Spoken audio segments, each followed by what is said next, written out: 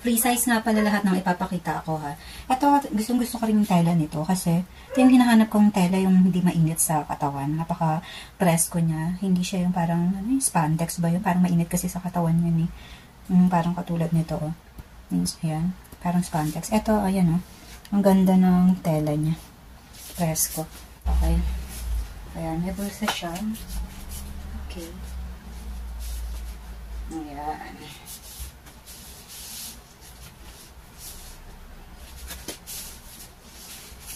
Okay, tapos yung isa naman. So, ulitin ko, 4.5 ako At lahat to, free size. Ayan. Ang sarap niya sa katawan. Tama-tama this summer. Ayan.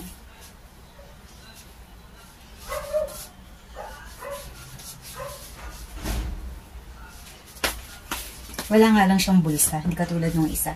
Pero, ang ganda. Sarap sa katawan. Presko. Yung isa naman, nakakatulog ko ng chon ko. Ayan. Maka-shorts kasi ako. Ayan. So, free size din siya. Ayan, pambahay. Gusto nyo kang labas. Ayan. Although, naman, plus ko nga siya sa umpisa. Kasi pag tumagal lang, lalo na pag summer, sa feeling ko medyo mas mainit tela nito kaysa yun sa dalawang nauna. Mas maganda yung tela nun. Pero, yung mga designs niya kasi cute. Tsaka yun na, kung gusto niyo ng may manggas, ito rin. Ito yung pwede niyong bilhin. Kaso wala siyang bulsa. Try natin yung last one. Nakapareho lang nito. Okay. Diba?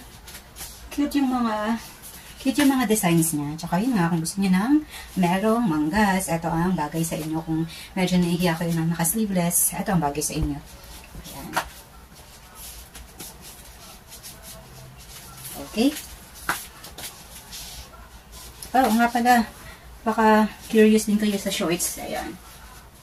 Lalagay ko na rin yung link kung saan pwedeng makabili nito. Okay? Basta kung may nagustuhan man kayo sa lahat ng pinakita ko, nandyan lang yung mga baskets or link. Pindutin nyo lang, makikita nyo lahat ng pwede nyong bilhin ng mga pinakita ko. Okay? So, click the basket now. Bye!